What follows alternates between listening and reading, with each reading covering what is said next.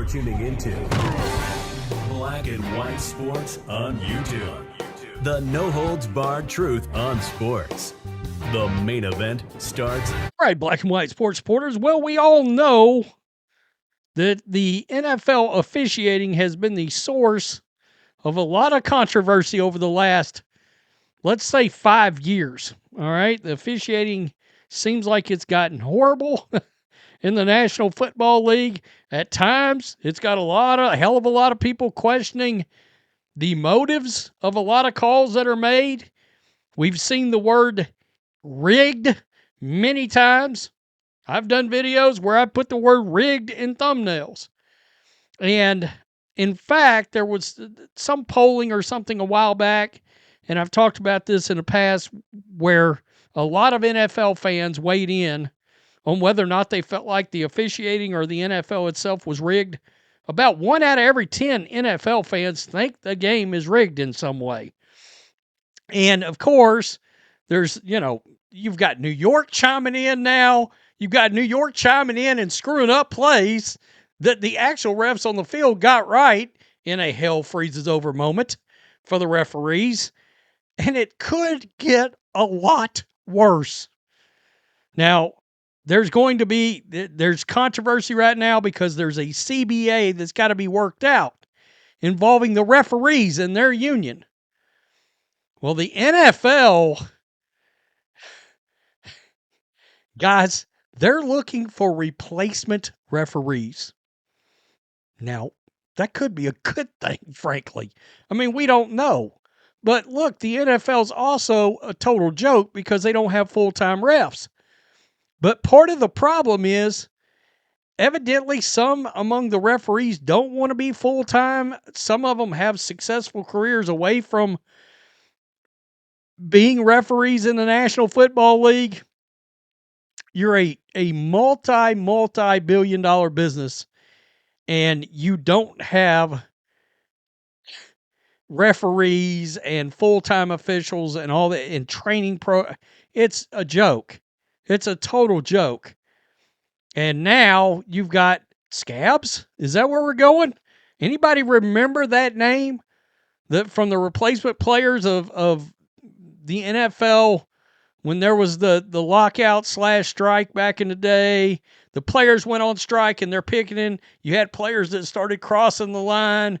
The players that were playing were called SCABs. Anybody remember that? Now we're looking at SCAB refs. The NFL is laying groundwork for hiring replacement officials this season if the league is unable to agree on the new collective bargaining agreement with the NFL Referees Association, according to emails reviewed Wednesday by ESPN.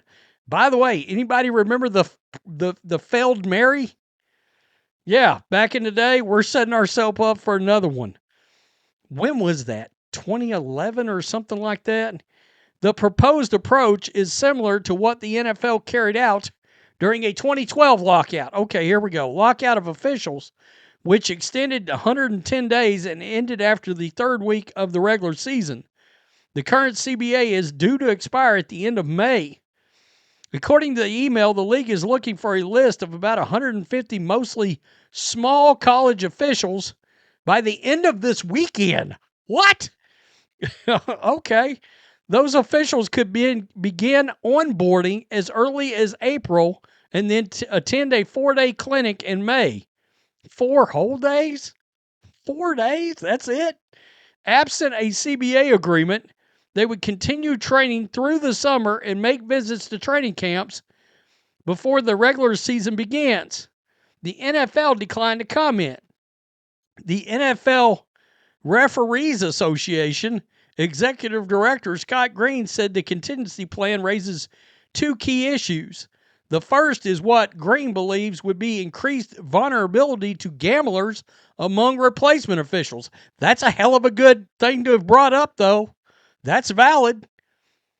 All these refs are only temporary. They got a chance to make a lot of money on the betting in the betting markets, and with somebody getting to them. Oh, that's very interesting. The second, Green said, is the safety of the players in the game covered by officials who have not previously experienced the size and speed of the NFL game. Quote, frankly, Green said, I'm surprised they would even consider it after 2012. Here we go, right here. The NFL's use of replacement officials in 2012 was universally criticized by coaches and players, in part because it dipped into the lower levels of college and minor professional leagues, including the Arena League. The final game before the agreement ended was a chaotic, failed Mary ruling that granted the Seahawks a 14-12 victory over the Packers. I remember that. Was that game on Monday Night Football? It seems like there was a lot of attention on that game. A source told ESPN's Adam Schefter earlier this month that, quote, frustration is mounting among owners over the state of negotiations with the NFL Referees Association. The NFL said last year in a memo, quote, it remained focused on implementing changes to the agreement in ways that will improve the performance of our game officials, increase accountability, and ensure the highest performing officials are officiating our highest profile games. The NFL Referees Association, however, wants to preserve the status quo and in some cases roll back the league's assets to working with game officials. I mean, come on. That's PFT originally broke this story. I mean, that's sort of a joke. Y'all want to roll it back? Why don't they just get rid of the NFL Referees Association? NFL, go out there and I don't know. I mean, can these refs that are in there now not move over and work directly for the NFL? Is it a conflict of interest if they work directly for the NFL? I mean, the NFL is looking at trying to improve officiating, but if the referees don't want to get better, to hell with them. I mean, that's my issue with all of it is that the referees want to stay status quo. You guys have been terrible. I mean, look, there's a few good refs, but a lot of these refs are train wrecks. You know? I mean, major impacting outcomes of games. I mean, these crazy, I don't know. The entire league needs a douching when it comes to the rule book too. This glazing of NFL quarterback helmets, 15 yards, you know, spot of the foul penalties, phantom pass interference calls that ruin games. Like a team's obviously going to win, and then all of a sudden, oh, there's the PI. Oh fuck, your team's screwed now. It's over. Yeah, the other team's about to win the game on a PI. I'm so sick of that. I don't know about you guys. I am so sick of that. And then that's where you bring in well, is this game rigged? You know, is there gambling behind the scenes? And of course, the NFL's in bed with all the gambling services too, which raises a lot of questions. And I've got nothing against gambling. I do have an issue with leagues being involved with gambling. You know, I mean, yeah, if you want to go gamble and there's DraftKings and all that, I don't give a shit. Should DraftKings be sponsored by, should, be sponsoring the NFL in some way or something? I don't really agree with that.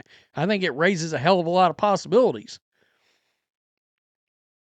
I don't know. You tell me. I always find it curious too. You think Vegas and all these places, the sharps, don't have access? Do you always notice that they tend to be the ones that if you watch right up before some major deal's announced? Best example I can give. When Todd Monken became the Cleveland Browns head coach, it was Jim Schwartz and Nate Schillhouse that was dominating the betting markets.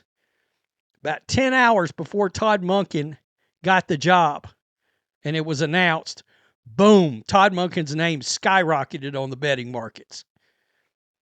The sharps knew Todd Monken was about to get the job hours and hours and hours before it was announced. Probably 10 or 12 hours. His name just jumped up. Oh, they got the tip off. Tell me what you think. Wow. SCAB referees. Officiating could get worse. Although one's got to wonder, how could it? Peace, I'm out. Till next time. Thanks for watching the show. Be sure to like, comment, and subscribe. Be sure to tune in next time on Black and White Sports.